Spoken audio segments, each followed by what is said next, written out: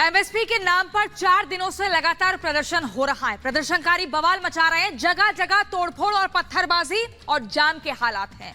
MSP के नाम पर आंदोलन की पटकथा किसी ने भी लिखी हो, लेकिन इतना तो साफ है कि जो तस्वीरें हैं, जिस तरह से प्रदर्शन हो रहा है, वो किसानों का हो नहीं सकता। इसी पर आपको दिखाते हैं हमारी एक रिपोर्ट।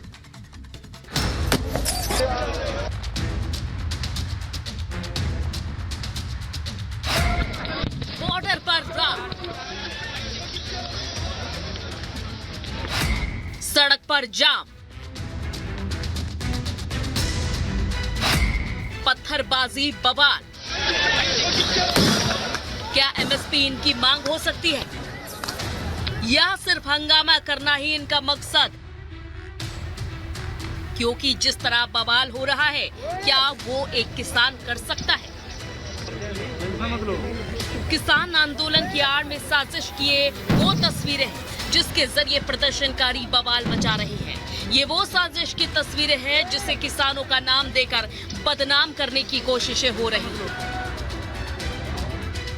पत्थर बरसा रहे इन उपद्रवियों को देखिए, मुंह पर नकाब बांधे उत्पात मचाते इन फसादियों को देखिए। पुलिस और सुरक्षा बल शांति बनाए रखने की अपील कर रहे हैं, लेकिन प्रदर्शनकारी पुलिस पर ही पथराव कर रहे हैं। ये तस्वीर अंबाला की है, जहां एमएसपी की आड़ में उपद्रवियों द्वारा बैरियर पर उत्पात मचाया जा रहा है। उपद्रवी पुलिस पर बार बार पत्थरबाजी कर रहे हैं। प्रदर्शन कर रहे इन बवालियों की तैयारी की तस्वीर देख लीजिए। पत्थरों के छोटे छोटे टुकड़े कर रहे हैं, जिससे आसानी से बरसा सके, दूर तक फेंके जा सके। इन बवालियों की वजह से यहाँ पुलिस के 18 और पैरामिलिट्री फोर्स के 7 जवान घायल हो गए। एक एक कर जो तस्वीरें आ रही हैं, उससे साफ है कि प्रदर्शन कर रहे इन उत्पातियों की कोशिश आंदोलन को उग्र बनाने की, क्योंकि सरकार बात करने के लिए तैयार है। लगातार बात भी की जा रही है, लेकिन फिर भी हाहाकार।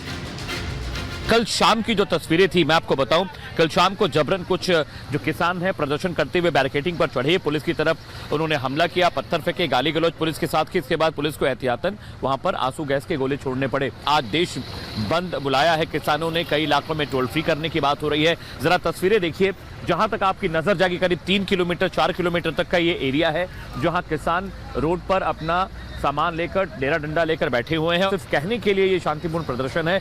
जब मौका मिल रहा है, किसान पुलिस पर हमला कर रहे हैं, पुलिस के साथ गाली गलौज कर रहे हैं। कल एक निहंग सिंह की कोई टोली थी जिसने जबरन बैरिकेडिंग क्रॉस करने की कोशिश की, जिसके बाद पुलिस को वहां पर टीयर गैसेस को फायर करना पड़ा। अब इस उपद्रव और बवाल का दूसरा हिस्सा देखिए। सड़क पर लंबी कतार, रेंगती गाड़ियां और परेशान लोग। इन प्रदर्शनकारियों की वजह से कुछ यही हालात बीते 4 दिनों से। इस वक्त मैं गाजीपुर बॉर्डर पर मौजूद हूँ और लगातार तस्वीरें इस तरह की है कि यहाँ आने जाने वालों को बेहद परेशानी का सामना करना पड़ रहा है। तस्वीरों में लगातार आप देख पा रहे हैं कि किस तरह से हैवी ट्रैफिक की वजह से लोगों को मुसीबतों का सामना करना पड़ रहा है। अब जरा मैं उज्जवल से कहूंगा कि एक तस्वीर दिखाइए। यहाँ नजदीक में ही हॉस्पिटल है और उस हॉस्पिटल में आने जाने वाले मरीजों की तकलीफें कैसी है जरा देखिए। 3 एम्बुलेंस जो है वो अभी आपको इस हैवी ट्रैफिक में फंसी हुई नजर आ रही है। ये एक एम्बुलेंस है, इसके ठीक पीछे एक एम्बुलेंस है और उसके भी पीछे एक एम्बुलेंस नजर आ रही है। ये खामियाजा जो है वो आम लोगों को भुगतना पड़ रहा है, मरीजों को भुगतना पड़ रहा है।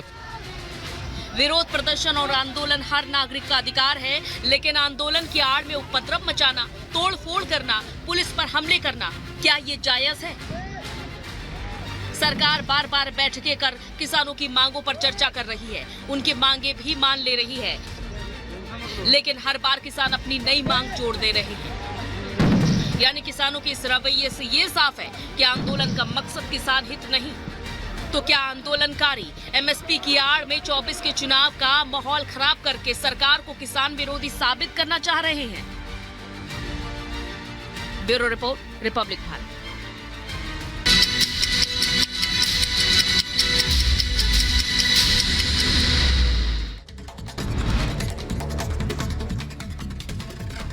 संदेश खाली मामले को लेकर कोलकाता रवाना हुआ बीजेपी का प्रतिनिधि मंडल। 6 सदस्यीय प्रतिनिधि मंडल संदेश खाली घटना की जांच करेगा। पश्चिम बंगाल के आसनसोल में भी बीजेपी कार्यकर्ताओं ने किया प्रदर्शन। संदेश खाली की घटना के खिलाफ जताई नाराजगी। ये कहा लगातार विरोध जारी रहेगा। पश्चिम बंगाल के तामलुक में बीजेपी कार्यकर्ताओं ने विरोध प्रदर्शन किया। एसपी कार्यालय के सामने तोड़ी पुलिस बैरिकेडिंग। ममता सरकार के खिलाफ जताई नाराजगी। मराठा आरक्षण को लेकर के सीएम एकनाथ शिंदे ने बुलाया विधानसभा का विशेष अधिवेशन। 20 फरवरी को आयोजित होगा सत्र। महाराष्ट्र राज्य पिछड़ा आयोग ने तैयार की रिपोर्ट।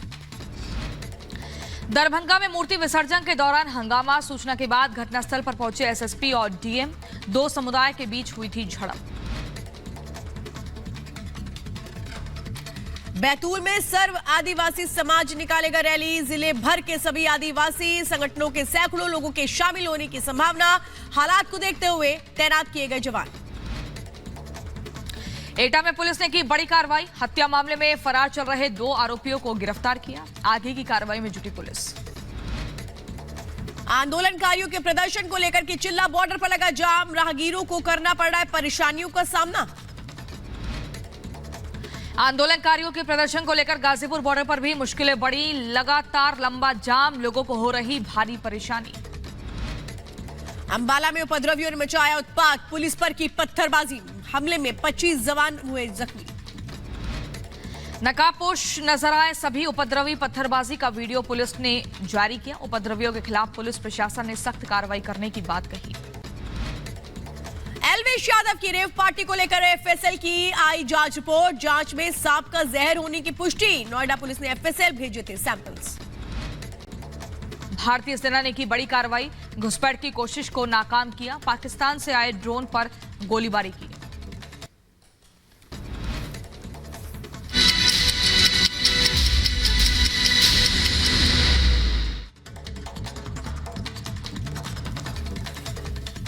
बात यूपी के कानपुर की करते हैं। यूपी के कानपुर में ताज पैलेस के बेसमेंट में भयंकर आग लग गई। इस घटना से वहां अफरा तफरी का माहौल हो गया और कैसे इस आग को बुझाया गया उससे जुड़ी 1 मिनट की रिपोर्ट देखिए। एक कंपनी में लगी थी, उसकी वजह से बढ़ गई। यूपी के कानपुर से खौफ भर देने वाला एक वीडियो सामने आया है। वहां ताज पैलेस के बेसमेंट में भीषण आग लग गई। आग इतनी भयंकर थी कि वहां धुएं का गुबार उठने लगा।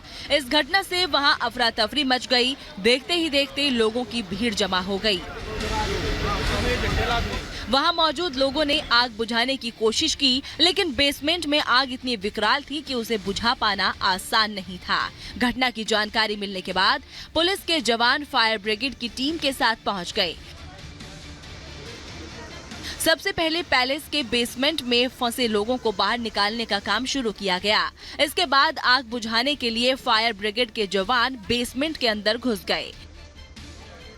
कई घंटों की मशक्कत के बाद आग को काबू कर लिया गया।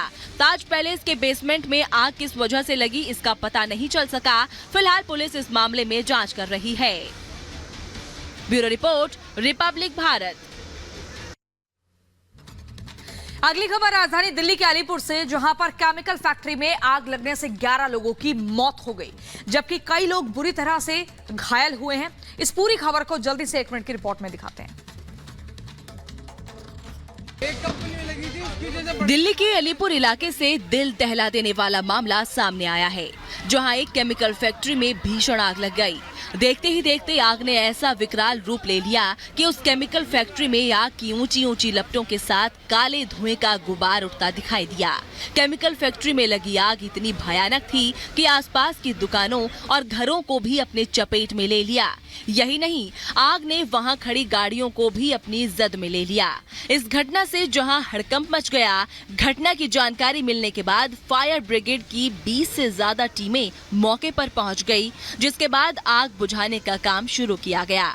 कई घंटों की मेहनत के बाद एनडीआरएफ, दमकल विभाग और दिल्ली पुलिस ने आग पर काबू पा लिया, लेकिन लाखों का सामान जलकर राख हो गया।